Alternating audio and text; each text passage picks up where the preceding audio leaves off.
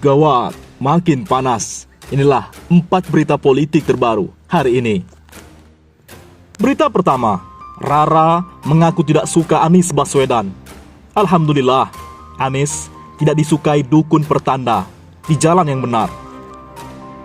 Berita kedua, hore, Anies gratiskan PBB rumah NJOP di bawah 2 miliar. Pajak bumi dan bangunan memang seharusnya dihapuskan.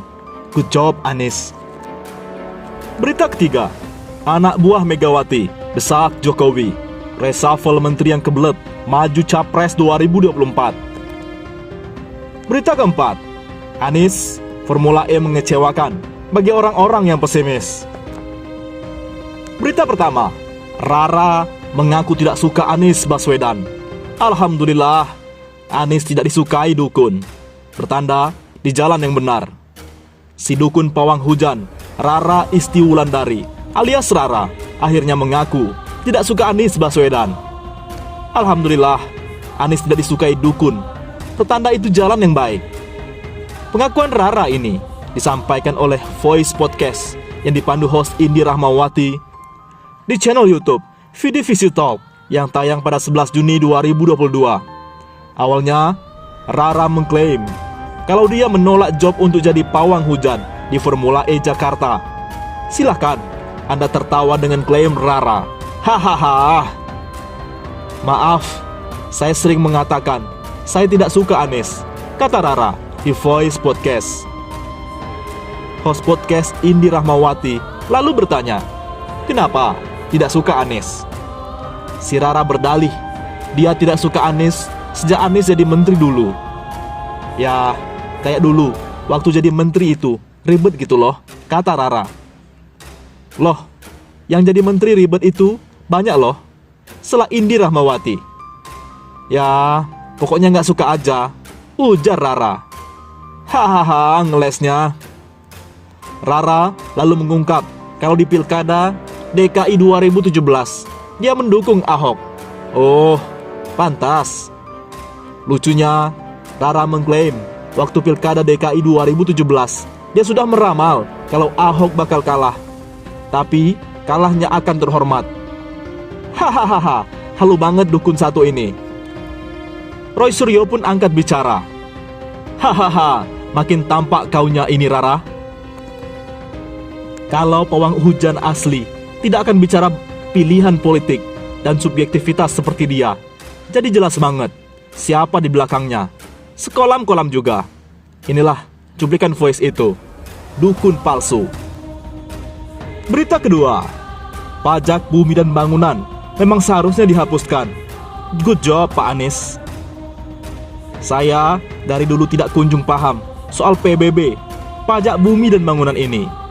Saya itu waktu kuliah di FEUI menulis skripsi tentang pajak. Maka saya belajar banyak soal pajak ini. Maaf, nyombong dikit. Apa sih argumen terhebat sehingga harus ada PBB? Seriusan, saya tidak nemu. Pajak penghasilan, oke lah, karena ada penghasilan di dalamnya. PPN, PPNBM, baiklah, karena ada transaksi. Cukai, yes, ada yang dikendalikan.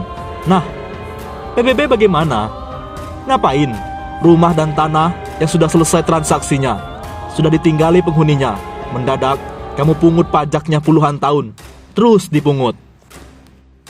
Pajak mobil atau motor, baiklah, karena itu dipakai seliwuran, jadi memanfaatkan jalan raya dan lain-lain. Kalau PBB, itu rumah dan tanah, kan diam doang di situ. Argumennya cuma karena bangunan dan tanah memberikan keuntungan dan kedudukan sosial. Astaga, banyak orang-orang itu cuma ngontrak, numpang, dan dia tetap bayar PBB. Apanya yang kedudukan sosial? Lagi pula, PBB ini hanya 20 triliun, cuma 1,5% dari total pendapatan seluruh Indonesia. Jadi ayolah, hapus saja PBB ini. Buat gubernur-gubernur, pejabat-pejabat, dan beberapa daerah sudah mulai menyadari soal ini. PBB ini mulailah diinyahkan.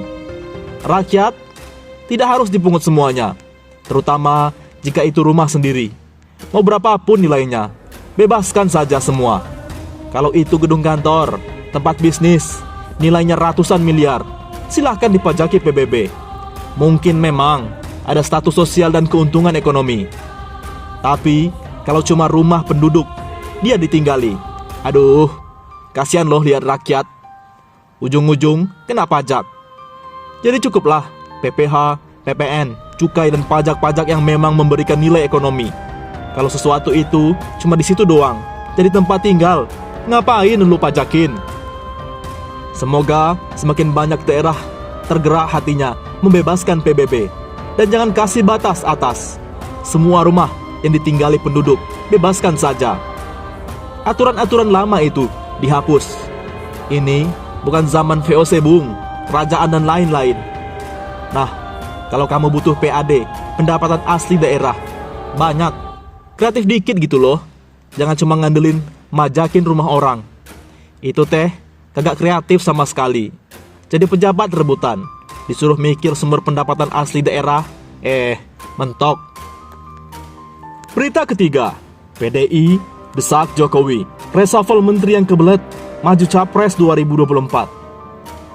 Anak buah Megawati Soekarno Putri, politikus PDI Perjuangan, Masinton Pasaribu, mendorong perombakan menteri atau reshuffle segera dilakukan. Menurutnya, menteri layak di reshuffle ialah yang kebelet nyapres. Masinton awalnya menyoroti sejumlah aksi dan kinerja Menteri Presiden Joko Widodo. Menurut Masinton, reshuffle kabinet harus segera dilakukan.